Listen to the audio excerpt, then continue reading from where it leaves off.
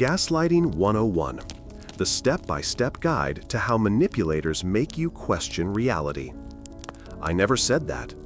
You're just being too sensitive. You're remembering it wrong.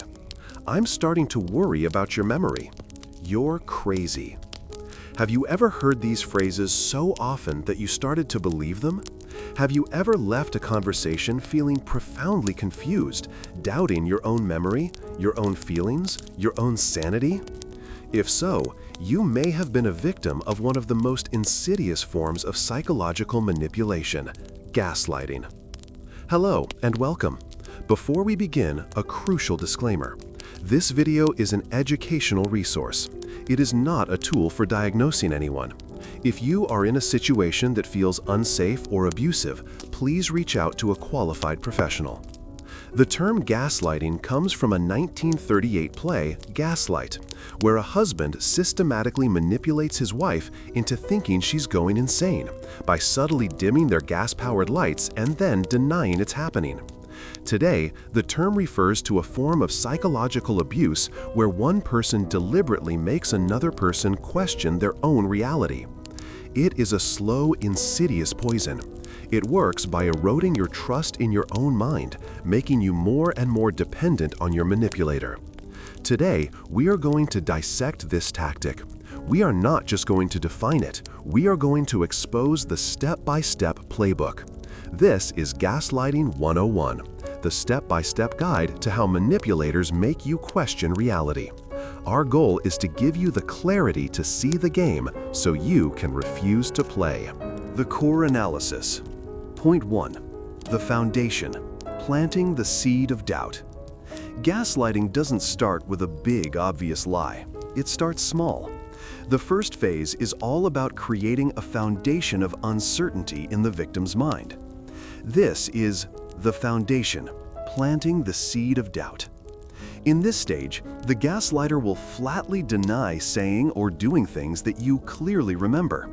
They will challenge your memory over small, seemingly insignificant details. The goal is to make you second-guess your own perception on low-stakes issues, so you'll be primed to doubt yourself on bigger issues later. Imagine you and your partner are planning to see a movie. On Monday, you both agree to see the 8 p.m. show on Friday. When Friday afternoon comes, you say, "I'm excited for our date tonight." They look at you with genuine confusion and say, "What are you talking about? We never made plans." You reply, "Yes, we did. On Monday, we said the 8 p.m. show." They shake their head with a look of mild concern. "No, I never said that. I think you're remembering a conversation we were going to have. You've been really forgetful lately." It's such a small thing that you start to think, maybe I am just stressed. Maybe I did imagine that. The seed is planted. This works by exploiting the natural fallibility of human memory. We all misremember small things from time to time. The gaslighter seizes on this fact. By consistently and confidently denying reality on minor points, they create a pattern. Your brain, seeking the path of least resistance, may begin to conclude that it's more likely you are consistently wrong than that the other person is consistently lying with a straight face. This is the beginning of the erosion of your self-trust. A healthy person who misremembers something will have a different reaction. They might say, "Oh, really? I honestly don't remember saying that. My mistake. So do you still want to go tonight?" They admit the possibility of their own error. They don't use the disagreement as an opportunity to label you as forgetful or unreliable. A disagreement is just a disagreement, not a judgment on your sanity.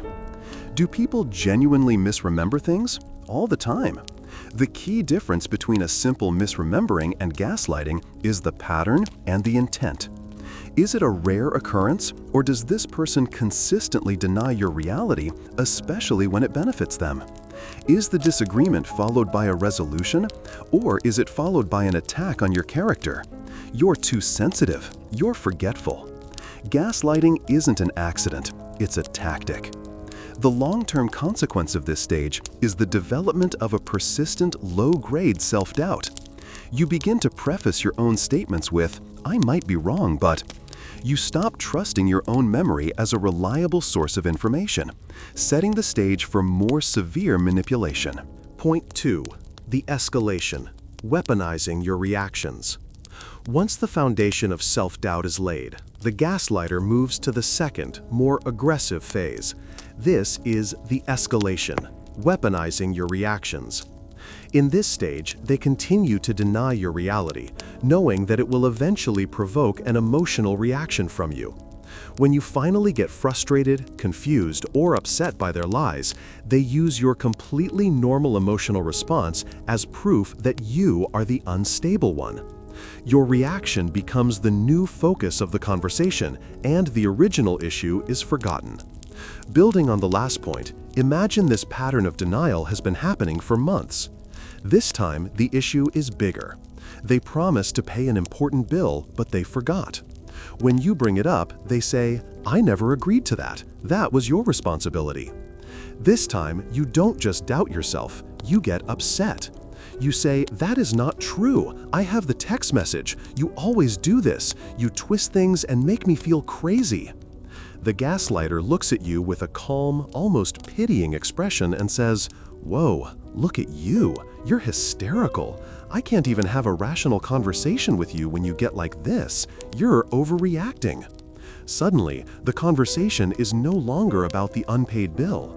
It's about your hysterical and irrational reaction. This is a classic deflection and projection tactic. The gaslighter creates a situation that is guaranteed to provoke a strong emotional response. Then, they project their own irrationality and manipulative behavior onto you, labeling your valid reaction as the problem. This is incredibly effective because it frames them as the calm, rational adult and you as the out-of-control emotional child. It allows them to evade all accountability for their original action. In a healthy relationship, if one person gets upset, the other person's response is one of concern, not accusation. They might say, "Wow, I can see this is really upsetting you. Let's take a break and calm down so we can figure this out together." They address the emotion with care and keep the focus on solving the original problem as a team. They don't use their partner's emotions as a weapon against them. Can people overreact sometimes? Yes, but in a gaslighting dynamic, the emotional reaction is not the problem. It is a symptom of the underlying psychological manipulation. It is a sane reaction to an insane situation. The gaslighter's trick is to convince you that your sane reaction is, in fact, a sign of your insanity. The long-term consequence of this stage is that you begin to police your own emotions. You become afraid to get upset or angry because you've been conditioned to believe that your feelings are invalid and proof of your instability. You lose trust in your own emotional guidance system. Have you ever been told you're too sensitive or overreacting when you were expressing a valid feeling? This is a hallmark of gaslighting. If you're comfortable, share a thumbs up in the comments if you've been there. Point 3. The domination. Complete erosion of reality. This leads to the final, most dangerous stage of the process. After weeks, months, or years of this abuse, the victim's own sense of reality can completely crumble. This is the domination, the complete erosion of reality. In this stage, the victim's self-trust is so shattered that they become dependent on the gaslighter to define reality for them. They have been conditioned to believe that their own perceptions, memories, and feelings are fundamentally flawed and untrustworthy. To end the constant confusion and conflict, they begin to subconsciously or consciously accept the manipulator's version of events. Let's return to our final scene. The gaslighter has called you hysterical. The old you would have fought back, but now, after months of this, you are exhausted. The fight is too painful. So you give up. You take a breath, and the words come out of your mouth. "You're right. I'm sorry. I'm just being too sensitive. I'm too emotional." You apologize for their behavior. You accept their narrative that you are the problem. In that moment, they have won. The domination is complete. You have handed them the keys to your reality. This is the result of prolonged psychological conditioning. The victim learns that agreeing with the gaslighter leads to a temporary cessation of the emotional pain, while disagreeing leads to more conflict and confusion. The brain, seeking to minimize pain, chooses the path of compliance. The victim essentially outsources their own reality testing to the abuser. This also leads to isolation, as the victim may pull away from friends and family who try to challenge the abuser's narrative, because that challenge is too confusing and painful to confront. A healthy partnership builds up your sense of reality. It doesn't erode it. A healthy partner is your reality check. They are the person you can go to and say, "Am I crazy, or did that just happen?" And they will validate your experience. They are your anchor in reality, not the fog that obscures it. It is vital to state that reaching this stage is not a sign of weakness in the victim. It is a sign of the powerful, insidious effectiveness of this form of psychological abuse. It can happen to the strongest, most intelligent people. Gaslighting works by exploiting the very things that make us good humans, our ability to self-reflect, to doubt ourselves, and to trust the people we love. The long-term consequences of this stage are severe, often leading to anxiety disorders, depression, and CPTSD, complex post-traumatic stress disorder.